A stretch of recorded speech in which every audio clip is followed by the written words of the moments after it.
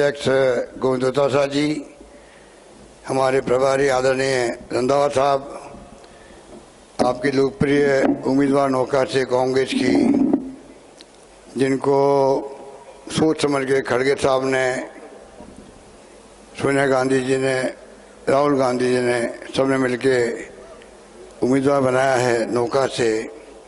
सुशीला डूडी जी, BD कल्ला साहब, गोविंद मेघवाल जी, भंवर सिंह भाटी जी, यशपाल गहलोत जी, नरेंद्र मोदी जी, ये सब हमारे उम्मीदवार बने हैं। हाईकमान ने इनको घोषित किया उम्मीदवार। बिस्ताराम जी सियाग जिला अध्यक्ष, भगवान राम जी डूडी जी, मोड़ाराम जी गोदारा जी, लक्ष्मण कड़वासा जी, मोड़ाराम जी मेघवाल जिला प्रमुख, रामनिवास जी ब्लॉक अध्यक्ष, मोहन मेघवाल जी सम्मानित मंच, उपस्थित भाई और बहनों, नौजवान साथियों, दोतासा साहब आगे हमारे अध्यक्ष जी, क्योंकि मुझे आगे 2 मीटिंग और है, इसलिए पहले जाना पड़ेगा। तो मैं आपसे अपील करूंगा एक मिनट कि किस प्रकार से डूडी साहब, पहले नोखा में मैं जटाराम जी के वक्त से आता हूँ, उनके पिताजी प्रधान थे, तब से मेरा रिश्ता नोखा से है। वो चले गए हमारे बीच से अचानक, वो भी जटाराम जी अचानक गए थे जहाँ तक मुझे याद है। और फिर रमेश डूडी जी आगे आए और मुझे गर्व कहते हुए कि पहली बार लोकसभा का टिकट जब मैं प्रदेश अध्यक्ष था तब उनको मिला था। तब से उन्होंने पीछे मुड़कर नहीं देखा। चुनाव हारना जीतना अलग बात होती है, पर जिस प्रकार से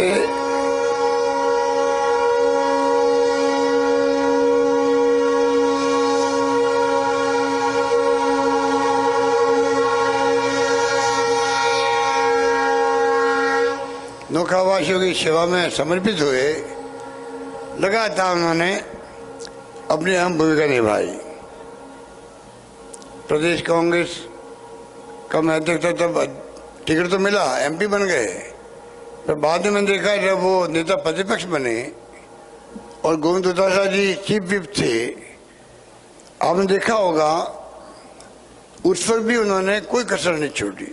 किसानों के मुद्दे उठाने के अंदर दोतासा जी का पूरा सहयोग उनके साथ में, दोनों की जोड़ी बन गई थी एक प्रकार से, पूरे प्रदेश जानता था। और डूडी जी किसानों के लिए इस प्रकार समर्पित थे, पूरा उनका भाषण जो होता था अधिकांश किसानों की समस्याओं को लेके, उनके संघर्ष को लेके होता था। दुर्भाग्य से वो चुनाव कामयाब नहीं हो पाए, वरना पिछली गवर्नमेंट में, अभी गवर्नमेंट में वो मेरे साथ मंत्री होते। पर वो दुर्भाग्य होता है लोकतंत्र में, कई बार कई कारण हो जाते हैं हारने के चुनाव, और वो मेरा साथ अभी निभा सकते थे क्योंकि उनकी भूमिका थी नेता प्रतिपक्ष के रूप में। वो मंत्री बनते तो मुझे सारा मिलता मजबूती के साथ में, क्योंकि तमाम मुद्दे उनके उठाए हुए थे। हाउस में तमाम मुद्दे उन्होंने उठाए। दोतासा जी को देखते थे आप बोलते हुए, किस कदर उन्होंने संघर्ष किया था उस वक्त में। 21 लोग ही हम लोग थे। जिस प्रकार हमारी गवर्नमेंट को बदनाम किया, 2G spectrum, Colgate, Baba Ramdev के साथ में वो हमारे पुन्ना वाले, क्या नाम था उनका, अन्ना हजारे जी, ये तमाम षड्यंत्र था यूपीए गवर्नमेंट को बदनाम करने का। और सरकार चली गई, मोदी हो गया देश के अंदर, सरकार बदल गई, हम 21 पे आ गए। ऐसी गलती तो हमने नहीं की थी, 21 पे ले आए जनता। तो होता है, धर्म के नाम पर, जाति के नाम पर कुछ भी हो जाता है। आज वो ना 2G स्पेक्ट्रम है, ना कोलगेट है, ना लोकपाल आया अन्ना हजारे वाला, और कोई नाम याद करते ही नहीं उन बातों को।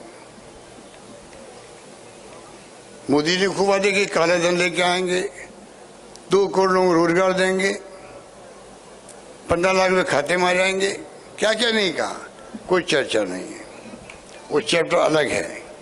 हमने तय किया है, क्योंकि देखिए अचानक ही बीमार पड़ गए, मुझसे मिलना है एक दिन पहले, हमने गपशप करी, अच्छी बातें करी, और मुझे जैसे सुबह इतला मिली 7 बजे कि उनको स्ट्रोक आ गया, तो मैं जनरली क्या होता भाई, क्या बीमार हो गए तो भाई चलो चलते हैं, अभी चल पड़ेंगे, पर मैं पता नहीं ऊपर वाले के आदेश था, उसी वक्त मैं चला गया अस्पताल के अंदर, उसी वक्त चला गया सुबह 7 बजे। वहां देखा मैंने डॉक्टर जो जिस अस्पताल में ले गए थे वही घबराए हुए थे, क्योंकि हैवी स्ट्रोक था। मैंने फोन करके पहले रास्ते में ही बात की तो डॉक्टर SML के प्रिंसिपल भी, वाइस चांसलर भी सब आ गए, और सबने राय दी कि भाई आप इनको शिफ्ट करो, ऑपरेशन जल्दी करना पड़ेगा। ऑपरेशन किया इमीडिएटली, उससे बच गए।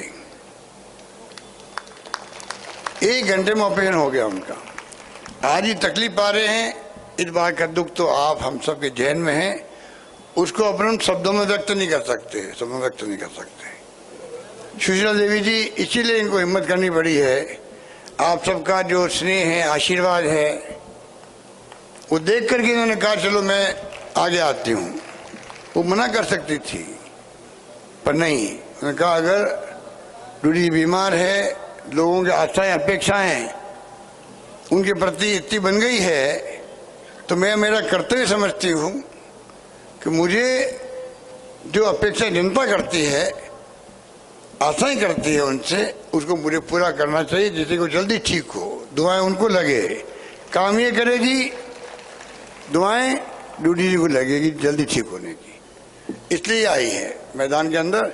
हम सबका सहयोग समर्थन इनके प्रति। अब देखिए रंधावा साहब, ये कहीं कैमरे नहीं जा रहे थे, इन्होंने कहा भाई मैं सुशीला देवी के मैं जरूर चलूंगा आपके साथ में।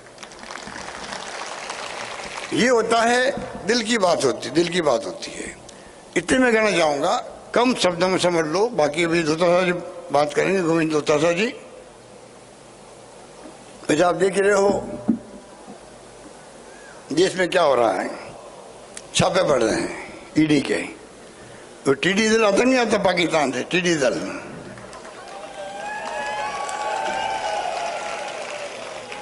वो टीडी दल की तरह आजकल ईडी दल आ रहा है हिंदुस्तान भर के अंदर। आप पता मजाक बना रखिए। आज मैं एक आर्टिकल पढ़ रहा था, उसमें लिखा कि इस ईडी का, सीबीआई का, इनकम टैक्स का जो मारक क्षमता थी, होती कि नहीं होती है, जो मारक क्षमता होती है, मिसाइल की होती है, बम्बार्डमेंट की होती है, मारक क्षमता कम हो जाती है तो वार का असर नहीं पड़ता है। ईडी की मारक क्षमता ही कम हो गई है, और ये उचित नहीं है। मैं दूसरी बात कहता हूँ, हम चाहते हैं ईडी, इनकम टैक्स, सीबीआई की जो एजेंसी हैं ये मजबूत बने, जिससे कि आर्थिक भगोड़े जो हैं, मेहुल चौकसी, विजय माल्या, नीरव मोदी लंदन बैठे हुए हैं, 9 साल भगे हुए हैं। अब कोई नए नीरव माल्या, मोदी कोई पैदा ही नहीं हुए क्या? आर्थिक अपराध कोई नहीं कर रहा है क्या? पर उनकी मिली भगत है बीजेपी से, पैसा लेते हैं, बॉन्ड लेते हैं, चंदा लेते हैं, और रोक लगा रखी है बाकी पार्टी चंदा को नहीं देगा उनको। इसलिए तमाम ध्यान जो है आर्थिक अपराधियों के लिए बनी एजेंसियां ये है, उसकी बजाय ध्यान जा रहा है पूरा पॉलिटिशियन के लोगों को डिस्टर्ब करना। सरकारें गिराओ, खरीद फरोख्त करो। लोकतंत्र में चुनी सरकार को गिराना, मध्य प्रदेश में, महाराष्ट्र के अंदर, कर्नाटक में, गोवा में, मणिपुर में क्या किया इन्होंने? ये तो आप सबका आशीर्वाद था कि राजस्थान सरकार बच गई। मैं आपके सामने मुख्यमंत्री में खड़ा हूं, ये प्रदेशवासियों का आशीर्वाद था हमारे साथ में। पूरे प्रदेशवासियों ने कहा टेलीफोन करके एमएलए को 6 महीने रुकना पड़े, रुको होटल में, किसी कीमत पर सरकार गिरनी नहीं चाहिए। पर ये तो हॉर्स ट्रेडिंग हो रही है, उचित है ये? फिर लोकतंत्र कहाँ रहेगा, मान सम्मान कहाँ रहेगा गरीबों का? मान सम्मान इसलिए एक वोट का धनी हर गरीब से गरीब आदमी है।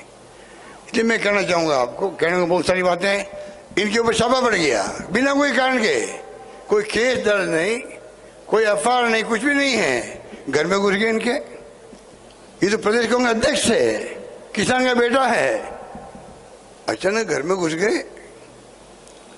घर में महिलाएं होती है, बच्चे होते हैं, वो क्या ये क्या हो रहा है?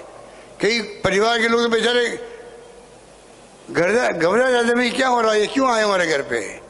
एक साथ हवा बोलते हैं, 15 20 25 लोग दिन भर बैठे रहते हैं वहां पर। एक जगह नहीं, जितने ही मिलने वाले रिलेटिव होते हैं सबके घर पहुंच जाते हैं। पहुंच गए। मेरे बेटे वैभव गहलोत को कोई केस नहीं, दुनिया में कहीं उसका इन्वेस्टमेंट नहीं है, हिंदुस्तान में नहीं है, 18 टैक्सी का मालिक है और कुछ है ही नहीं उसके पास में। और उसको बदनाम करने के लिए कैसे घरों में घुसो, उनको बुला लिया ईडी के अंदर। वो गया परसों, तो उन्होंने रिक्वेस्ट की अगली बार में चुनाव चल रहा, मैं चुनाव के बाद आ जाऊंगा। नहीं नहीं नहीं, आपको 16 तारीख को आना पड़ेगा। ये कोई भगोड़ा है, हत्या करेगी, क्या कर दिया उसने। आज सुना मैंने दूसरा शादी के 2 बेटे, दोनों के नोटिस दे दिए ईडी ने, दिल्ली आओ। इसको क्या कहेंगे हम लोग? ये क्या हो रहा है? ये हो क्या रहा है देश के अंदर? ये छत्तीसगढ़ में 6 महीने से ईडी बैठी हुई, वहां पर मकान किराया ले लिया, वहां पर ईडी छापे डाल रही है बार बार। क्या हो रहा है? तो ये आपको मुझे सोचना पड़ेगा। जो हालात हैं देश के अंदर, उसके अंदर अगर ये हालात रहे, लोकतंत्र खतरे में रहेगा, लोकतंत्र खतरे में पड़ जाएगा। इसलिए मैं कहना चाहूंगा आपको कि काम हमने बहुत किए हैं, वो बताएंगे अभी दूसरा जी आपको। और मैंने यहाँ जो काम किए हैं डूडी साहब के कहने से, वो भी आपके सामने भी बताया था। गोविंद मेघवाल ने बताया आपको, जयराम डूडी के नाम से हमने यहाँ के अस्पताल को जिला अस्पताल का दर्जा दे दिया। जिला अस्पताल नोखा के अंदर बनेगा, बन गया आपका। नाम रखा डूडी, जयराम डूडी अस्पताल रखा गया नाम उसका। जमीन दी परिवार के लोगों ने दी है। कुक्कू और मुकाम में CHC, नोखा गांव, बादला, सादाखर और 8 में PHC, नोखा में अपर जिला और सेशन कोर्ट, सिविल न्यायिक मजिस्ट्रेट कोर्ट खोला गया। बड़ाला बुड़सर में 33 kV है और मुकाम में 132 kV GSS बनाए गए। नोखा में डूडी जी ने कहा गर्ल्स कॉलेज बनाओ। नोखा में गर्ल्स कॉलेज खोल दी गई, गर्ल्स कॉलेज खोल दी गई है। और मैं भी आया था डूडी जी लेके मुझे किसान सम्मेलन में, जस्तासर में कॉलेज, गोंड मंडी तहसील में कम्युनिस्ट कर दी, तहसील को बना दिया आपके यहाँ पर। ये सैंक्शन निकल गई है तहसील की। तो मैं कहना चाहूँगा काम बहुत हुआ है। अब आखिर में मैं कहूँगा आपको, महंगाई रात में 10 गारंटी हमने दी आपको, 25 लाख का बीमा बताया आपको। हिंदुस्तान में क्या दुनिया में कहीं नहीं है, इलाज फ्री हो गया सबका। इलाज फ्री करना किसे कहते हैं? और मिलते लोग आज 50,000, 1 लाख, 2 लाख, 2.5 लाख, 5 लाख खर्चे, दवाएं फ्री, ऑपरेशन फ्री। एक नवाचार ऐसा किया है हिंदुस्तान में, राजस्थान का नाम सब जगह हो रहा है। राजस्थान सरकार एकमात्र सरकार है जिसने सबका इलाज फ्री कर दिया है। और तो और एक कानून पास कर दिया हमने असेंबली के अंदर, स्वास्थ्य का अधिकार का कानून पास कर दिया, आपको अधिकार दे दिया है। बाकी तो सब सुना आपने, कामधेनु योजना भी, अन्नपूर्णा योजना भी, OPS भी, ये तमाम आपको मालूम है। मैं जो कहना चाहूँगा आपको, काम हमने खूब किया है, खूब स्कीम लेके आए हैं। हमारी चर्चा पूरे देश के हर राज्य में होने लग गई है, 30 स्कीम आ गई है। कानून खूब पास किए हम लोगों ने, कोई कमी रखी नहीं है। अब हमने 7 गारंटी दी आपको। नंबर 1 गारंटी, गृह लक्ष्मी गारंटी। हर महिला मुखिया को घर की 10,000 रुपये मिलेंगे, प्रति वर्ष मिलेंगे, 10,000 रुपये मिलेंगे। अभी हम आपको मालूम है, अभी बुजुर्गों को, महिलाओं को, बुजुर्ग महिलाओं को, निःशक्तजनों को, जो अपंग होते हैं, विधवाओं को पहले 500 रुपये थी पेंशन, 750 थी, अब मैंने 1,000 रुपये कर दिए। हर 1 करोड़ लोगों को 1 करोड़ लोगों को पेंशन मिल रही है, 1000 रुपये मिल रही है। और साथ में कानून बना दिया है, अब आगे भविष्य में 15% इजाफा अपना आप होगा पेंशन के अंदर। इसका मतलब 1000 के 1500, 2000, 2500, 3000 होता रहेगा। ये हमने फैसला कर दिया। तो ये गृह लक्ष्मी की गारंटी अभी 6 महीने पहले दिए थे 500 में, आपको मालूम है। उज्ज्वला योजना वालों को दायरा बढ़ा दिया उसको। जो राशन ले रहा है 1 करोड़ 5 लाख परिवारों को अब 500 रुपये गैस सिलेंडर मिलेगा राजस्थान के अंदर। ये हमने वादा किया, आपसे गारंटी दे दी। तीसरी गारंटी गोधन गारंटी छत्तीसगढ़ के अंदर है। गोबर खरीदना सरकार किसानों का गोबर खुद खरीदेगी, 2 रुपये किलो के हिसाब से खरीदेगी राजस्थान भर के अंदर। ये योजना बहुत पॉपुलर हुई है छत्तीसगढ़ के अंदर। गोमूत्र हो, गोबर हो, दवाएं बनती है, बायोमास का प्लांट लगते हैं, खाद बनता है, उनकी फैक्ट्री, छोटी छोटी फैक्ट्री लगाई जाएगी गांव-गांव के अंदर। और गोबर अगर इकट्ठा होगा तो लावारिस गाय नहीं फैलेगी गलियों के अंदर, मोहल्लों के अंदर, वो भी फायदा होगा हम लोगों को। वो हमने काम किया है। जो बच्चे जाएंगे 12वीं पास करते ही कॉलेज में एडमिशन लेगा बच्चा, छात्र फर्स्ट ईयर में एडमिशन लेते ही उसको लैपटॉप या टैबलेट मिलेगा। 20-25 हजार का होता है वो, IT बेस्ड काम करने के लिए वो मिलेगा उसको।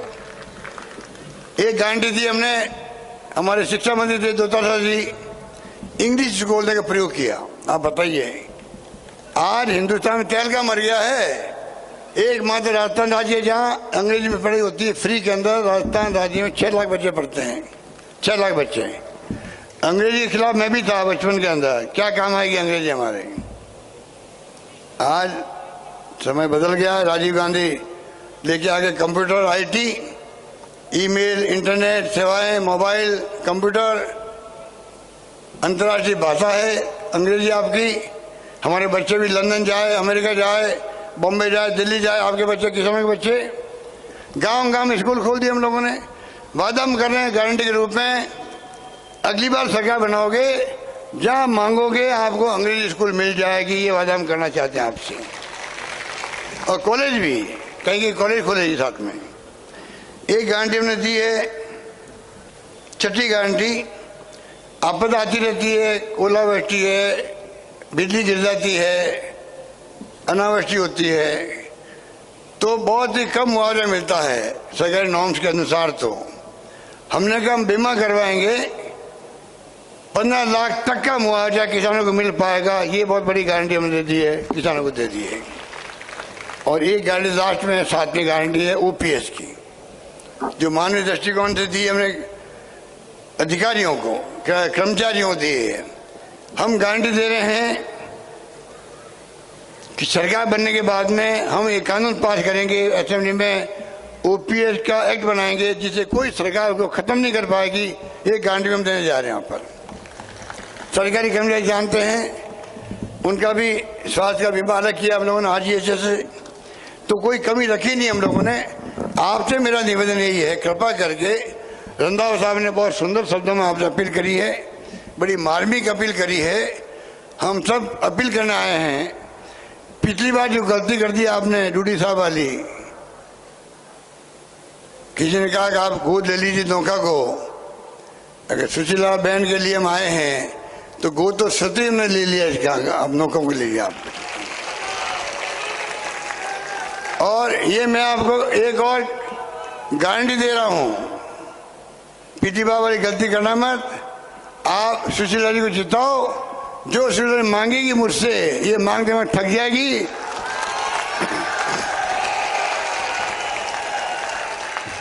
हमारी